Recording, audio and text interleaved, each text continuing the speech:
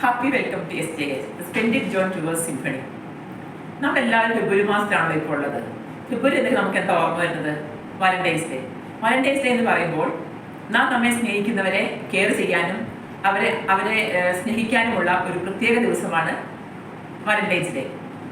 നമ്മുടെ ജീവിതത്തിൽ ഇമ്പോർട്ടൻ്റ് ആയിട്ടുള്ള ആളുകളെ നാം സ്നേഹിക്കാനും കെയർ ചെയ്യാനുമായി സമയം കണ്ടെത്താറുണ്ട്. ഇനി നമുക്ക് വേണ്ടി നാം സമയം കണ്ടെത്താറുണ്ടോ? നാം നമ്മെ സ്നേഹിക്കാനായി നമ്മെ കെയർ ചെയ്യാനായി പ്രത്യേകം ശ്രദ്ധിക്കാറുണ്ടോ? ഇല്ലെങ്കിൽ നമുക്ക് ഈ ഒരു മാസം അതിനുവേണ്ടി ഒന്ന് പ്രത്യേകമായി ശ്രമിക്കാം. നാം നമ്മെ കെയർ ചെയ്യുക എന്ന് പറയുമ്പോൾ അത് പ്രധാനമായും 3 ഏരിയ വരാറുണ്ട്.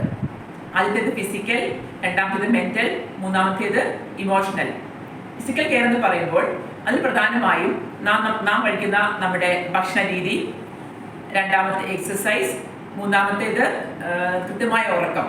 ഈ ഒരു 3 കാര്യം കൃത്യമായി നടക്കുകയാണെങ്കിൽ നമ്മുടെ ഫിസിക്കൽ കെയർ നമുക്ക് ഏറ്റവും ഭംഗിയായി നമ്മൾ കെയർ ചെയ്യാൻ സാധിക്കും. കൃത്യമായ എക്സസൈസ് എന്ന് പറയുമ്പോൾ തന്നെ നമ്മുടെ ശരീരത്തിന് വേണ്ട ഊർജ്ജം നമുക്ക് അവിടെ നിന്ന് കിട്ടും. എപ്പോഴും എനർജറ്റിക് ആയിരിക്കാൻ നമ്മെ ഈ എക്സസൈസ് സഹായിക്കും. ബാലൻസ്ഡ് ആയിട്ട് ഡയറ്റ് നാം ഫോളോ ചെയ്യുകയാണെങ്കിൽ നമുക്ക് എല്ലാ പോഷകങ്ങളും കൃത്യമായി ലഭിക്കുകയും നമ്മുടെ ആരോഗ്യം കൃത്യമായി പരിപാലിക്കാൻ നമുക്ക് സാധിക്കുകയും ചെയ്യും. മൂന്നാമത്തെ ഇമ്പോർട്ടൻ്റ് ആയിട്ടുള്ള ഒരു കാര്യമാണ് കൃത്യമായ ഉറക്കം. ഒരു 6 മുതൽ 8 മണിക്കൂർ വരെ നാം കൃത്യമായി ഉറങ്ങിയിരിക്കണം. എങ്കിലും നമുക്ക് ശരിയായ ആരോഗ്യം സംരക്ഷിക്കാൻ സാധിക്കുകയുള്ളൂ. രണ്ടാമത്തെ കെയർ ആണ് മെന്റൽ കെയർ. ഒരു മനുഷ്യന്റെ മാനസിക ആരോഗ്യം അയാളുടെ ജീവിതത്തിലെ എല്ലാ ഭാഗങ്ങളെയും സ്വാധീനിക്കുന്നതാണ്.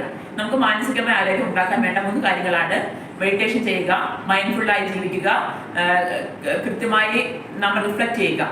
അതിൽ തന്നെ നമുക്ക് നമ്മുടെ മെഡിറ്റേഷൻ എന്ന് പറയുമ്പോൾ നാം ഒരു കാര്യത്തിൽ കോൺസെൻട്രേറ്റ് ചെയ്യാനായി നമ്മെ പരിശീലിപ്പിക്കുക.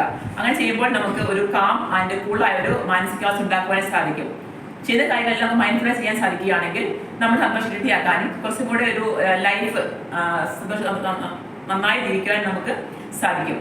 മൂന്നാമത്തേതായിട്ട് നാം നമ്മുടെ മാനസിക നില ഇടയ്ക്കിടയ്ക്ക് പരിശോധിക്കുകയും അതിനെ എന്തെങ്കിലും മാറ്റം വരുത്താൻ തയ്യാറാകുകയും ചെയ്യണം. അവസാനത്തെ ഒരു നമ്മുടെ കെയർ ആണ് നമ്മുടെ ഇമോഷൻസ്. നമുക്ക് എല്ലാവർക്കും പല ഇമോഷൻസ് ഉണ്ട്.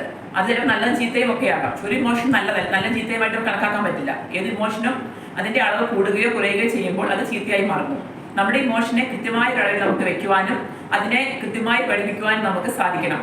അത് നമുക്ക് വേണ്ട മെയിൻ ഒരു കാര്യമാണ് ജേർണലിംഗ്. നമ്മുടെ വികാരങ്ങളെ നമ്മൾ പേപ്പറിലേക്ക് എഴുതുക. അങ്ങനെ എഴുതുമ്പോൾ തന്നെ നമുക്കുള്ള വികാരങ്ങൾ നമുക്ക് ബാലൻസായി വെക്കാൻ നമുക്ക് സാധിക്കും. അടുത്ത ഒരു ഏരിയയാണ് നമുക്ക് ഹോബി ഉണ്ടായിരിക്കുന്നത്.